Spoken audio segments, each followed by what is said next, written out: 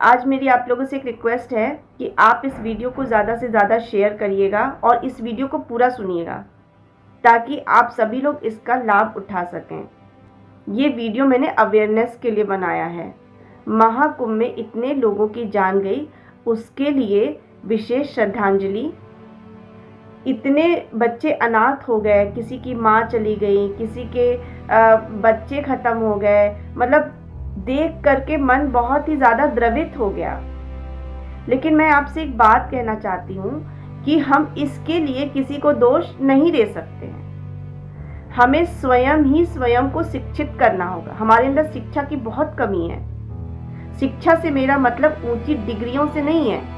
शिक्षा से मेरा मतलब है कि आप रामायण पढ़िए, श्रीमद् भगवत गीता पढ़िए, शिव महापुराण पढ़िए।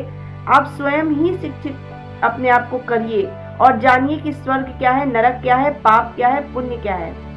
अगर आपका जीवन अच्छा है तो आप स्वर्ग में रह रहे हैं। आपके पास सब कुछ है, खाने के लिए रोटी है, कपड़ा है, रहने के लिए मकान है, तो आपका जीवन किसी स्वर्ग से कम नहीं है। अच्छे रिश्ते हैं आपके पास।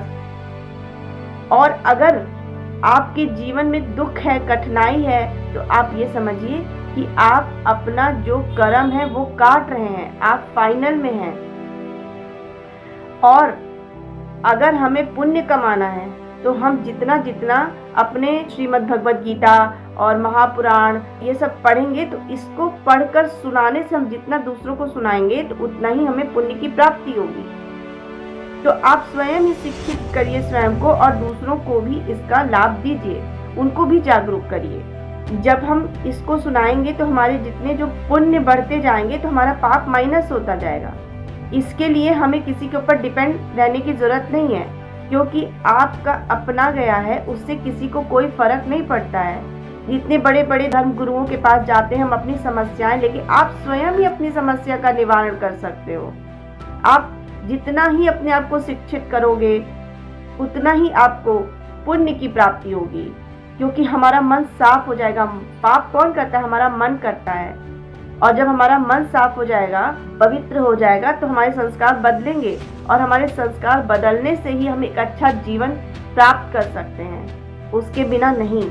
इसलिए आप सभी से मेरी रिक्वेस्ट है कि आप स्वयं को शिक्षित करिए।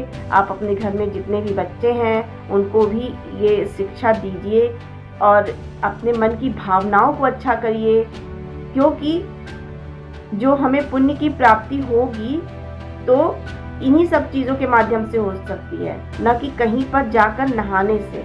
इसलिए डिपेंडेंसी खत्म करिए और स्वयं अपने ऊपर डिपेंड रहिए।